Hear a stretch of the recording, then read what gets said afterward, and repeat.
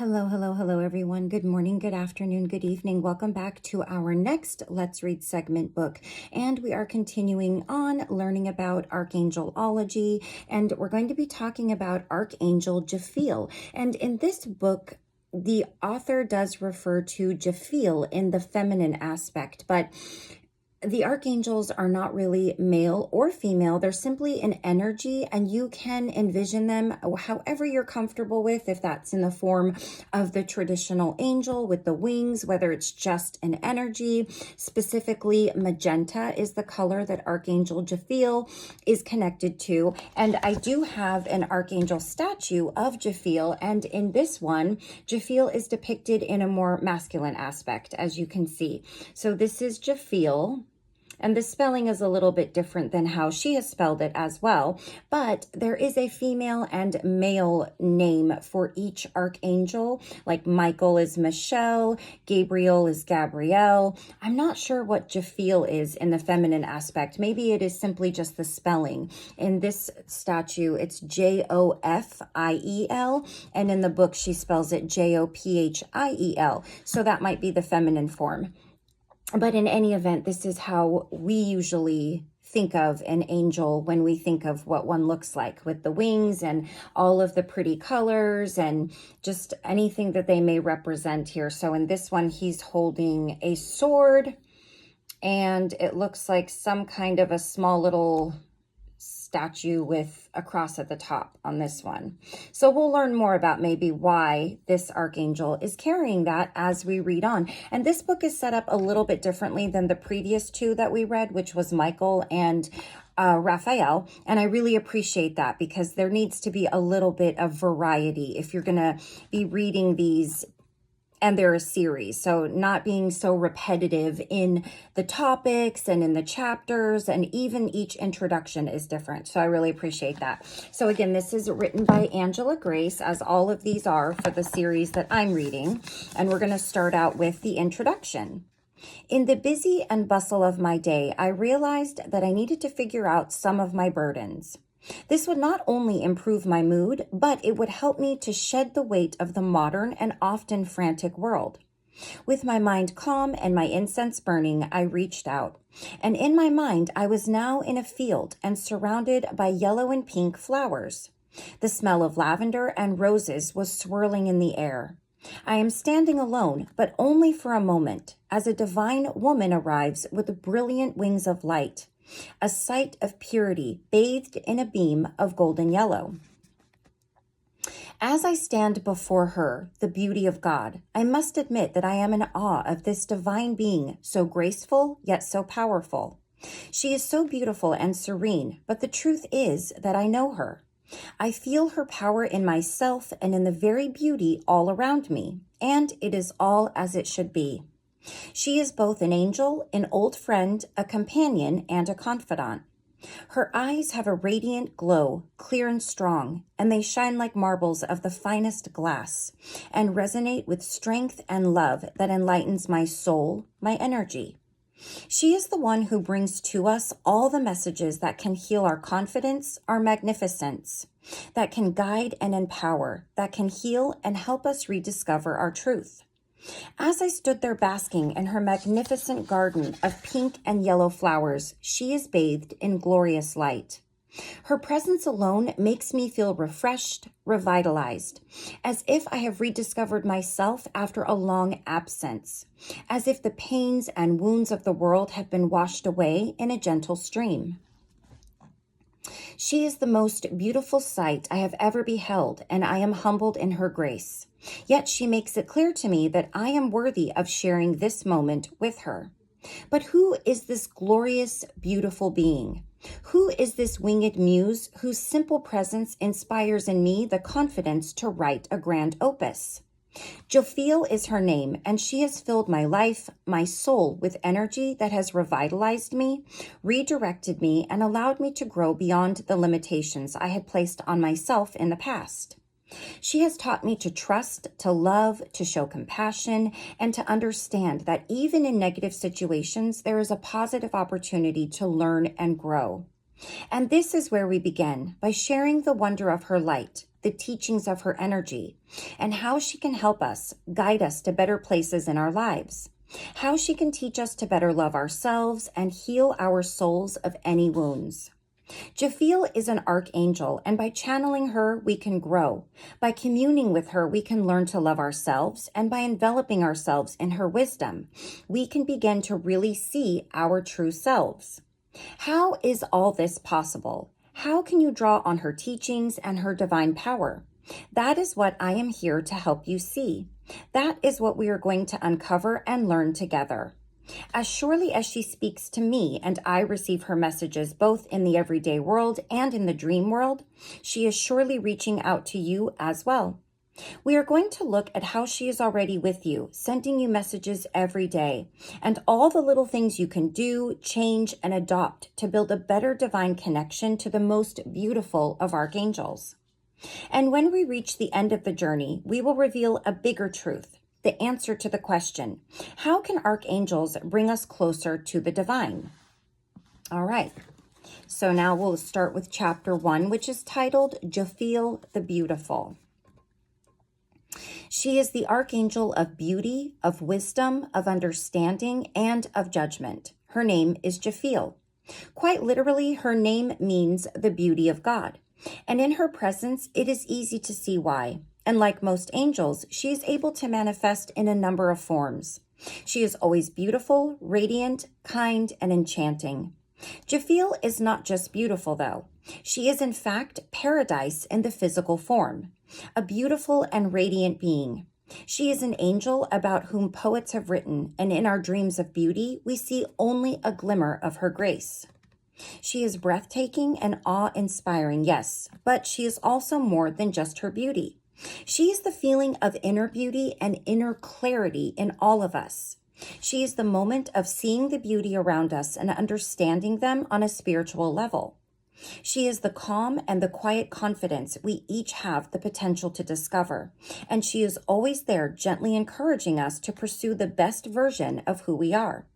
Yet, unlike so many of the other archangels, she does not have to be heavy-handed.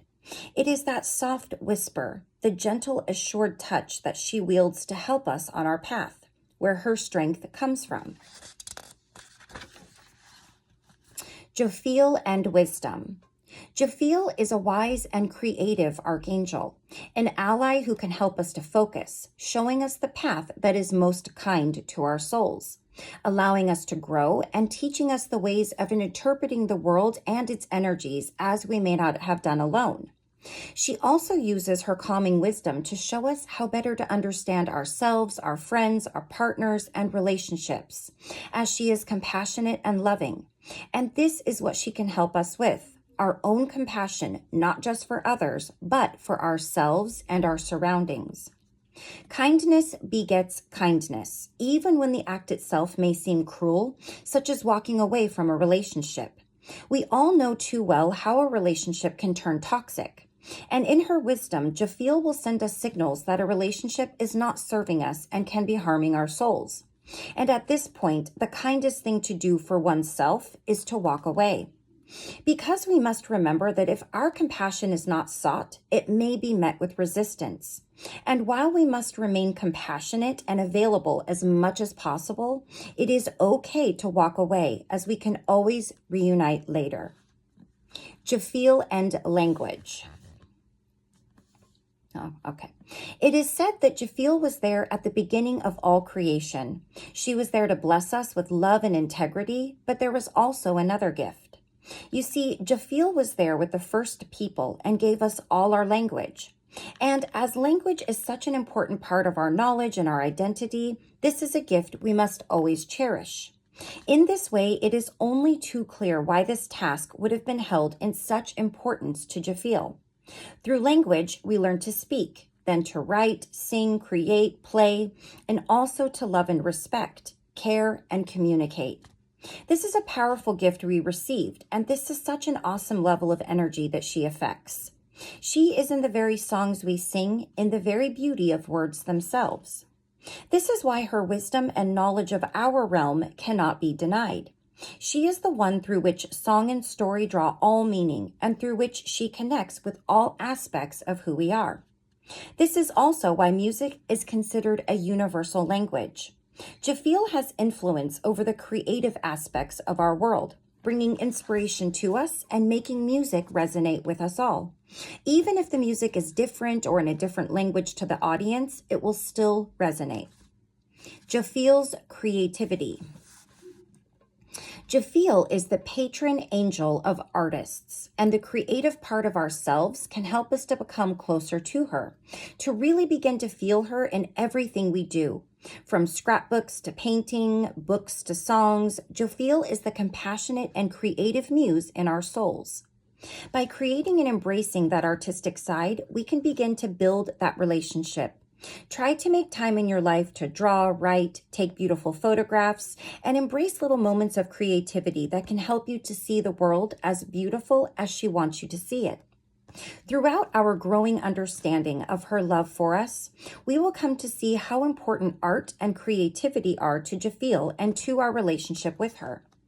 We can also begin to use creativity as a way of reaching out to her, asking for her divine inspiration and her blessings in the very things we are creating. And by creating something with love and beauty, we are embracing her and allowing others to share in her love. And I don't think you need to be a quote-unquote artist. Anything that comes from a creative place inside of your soul and in your heart. It doesn't matter if it's just something little that you're doing around your house, a little project, or it's a big, huge mural and you're a well-known artist. Anything that you're using your imagination for is creativity. So we are all artists because we're creating our own lives with the help of God, with the help of our guides, with the help of our angels. So you are an artist. You are creating. So don't let that put it in a box for you that that's not for you because you're not a quote unquote artist, because that's not really what that means. It's such a broad term in this sense. Okay, so the first the next section is titled Little Projects.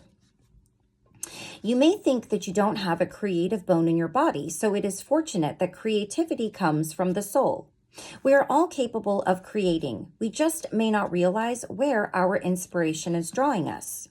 Scrapbooks are a great mini project to start on your quest to be creative. These make great gifts for a friend or loved one, especially as these can be used to trigger and envelop an emotional connection. If scrapbooks aren't quite right, there are a great many other projects you can begin to really get the most out of the creative energy of the soul. I'll cover a few suggestions here that anyone can try, which in turn encourage that creativity. One easy project would be to start a journal. This is a great idea for all kinds of reasons, but mostly because it is so flexible. Whether it's part scrapbook, part recipe book, or part outline for a memoir, this could very well lead you to find the truest form of your creativity. Another favorite among creative people is cooking. Simple recipes are good and do the job, but trying new foods is a creative endeavor that really suits those with more analytical souls. As we look at flavors we liked and didn't like, that then can lead to creating new dishes. Try drawing, more specifically doodling, idly allowing the pen to make a shape, then adding to it, then adding around it, now a different pen. Not only can this end up being quite artistic, but it can also be very relaxing indeed. I, of course, write. It is a way of channeling my energy and therefore the energy of the divine Jophiel, who is a muse, into the words I write. With her inspiration, a great many grand tales have been told, and storytelling has become one of the most important parts of how we as people both interpret and deal with the world around us. Every film, television show, book, or legend starts with written words, and words carry immense power. This is especially true when we are writing about our emotional and spiritual truth. This helps us to purge our souls of bad energy, and this, like all creative endeavors, allows us to channel that into a good vibration. Chapter 2, A Flash of Color. Let's see what she has to say about that. So we'll read the introduction, Chapter 1 and Chapter 2. We'll keep it kind of similar. This book only has 10 chapters versus the other ones had 11. But I really like the layout of this book. It's different. We're going to get some different information. All right, so Chapter 2, A Flash of Color. As we come to understand more about Jophiel and her influences in our everyday world, we will want to know how to read the signs she is sending us, the vibrations and energies she is sending through our divine spark, that energy that links us together. All angels resonate with colors, smells, and sounds, which in turn resonate with us on the spiritual plane. Jophiel vibrates with the color magenta and shades of pink and peach that are vibrant and beautiful. But her fire is yellow. This combination of vibrant and beautiful colors is why she is represented in our world by the smell of flowers. So she goes off of magenta, shades of pink and peach, and also her fire is yellow. That's very interesting because Raphael and Michael really just have one color, and this one, she's got a few going on. This, with her gentle nature, can make her the most calming force among the angels, but she is still a strong and empowering influence. Her signals are all around us, and once we begin to understand what they are, we can start to see what they are telling us. We'll look at some of the things that indicate her presence and some of the things that we draw from her presence without even realizing it. So the first one is colors and smells. She is the beauty of flowers, so the sighting of a rose may be what is telling us Jophiel is sending us a message. This is an important part of our journey to understand the messages we are given. She is the light smell of flowers in the air, of jasmine, lavender, and oranges. These smells tell us that she is nearby. These smells and the colors that go along with them mean that she is sending you her love and her energy. Enveloping ourselves in these things is a great way to leave her messages and to invite her into your life more. The colors of pink and yellows can also show us that we are receiving messages from Jophiel. Bright sunrises or sunsets, colors that invoke reactions like flowers, could be telling us to watch for an opportunity or a change. She communicates to us in these and many other loving and beautiful sensations, such as feelings of intense inner serenity and moments of profound calm. Confidence. Jophiel wants you to be happy, and she wants you to pursue the things that make you happy. Part of that is that she can make you feel more confident, more empowered in yourself and in your abilities. She can help you realize the potential in yourself that you never realized you had, a creative and compassionate potential, a calm and assertive potential. Jophiel is sending you the signs to see where these energies and skills exist. This can be an enticing smell, a familiar song, a day where the sunrise is a soft pink, or a cool breeze on a day filled with stresses. These are all signs that you are doing the right thing, that you are on the right path. Feeling suddenly calm and confident is Jophiel holding your hand and helping to guide you through the thing you once feared. And as with everything, practice will help. But those first feelings of sudden confidence are energy that she is sending you. So, inspiration. Confidence is only part of the creative process. Inspiration is another part of what Jophiel sends to us. Sometimes when dreaming or daydreaming, our best ideas ignite as if from nowhere. This is the gentle hand of Jophiel pulling back the curtain on what we yearned to see or say. By revealing something that our souls wanted to express, something that was locked away, she is showing us that it is the right time to begin that project or lifestyle change. Inspiration can also be to physical, to get fit, or to go for a jog. Inspiration is a message from the unknown, to pursue something we realize we want. Of course, there is no mystery. The unknown is Jophiel. The gentle and assured strength of conviction you feel when you realize that yes, you can do it, is her speaking to your soul. Quiet strength. There will be times in life where we are feeling the pressure of dealing with often chaotic amounts of information and noise. In these times, we can begin to really see how much Jophiel supports us. Jophiel is love and wisdom, and she is the feeling of hope we begin to feel when we are overwhelmed. She is the strength that quietly tells us that it is going to be okay. Every time we are struggling, something will whisper to us that we are able to handle anything the world throws at us. This gentle, reassuring, almost motherly voice is Jophiel. Hers is a strength that is understated and controlled. It is a gentle reassurance, and unlike many other more forceful archangels, Jophiel is more drawn to help you to heal and benefit the self while also embracing and giving love to others. Adopting this strength. One thing we can learn from Jophiel is how to adopt a calmer, more composed strength. Believing in your convictions should be front and center, and being fearless is also important.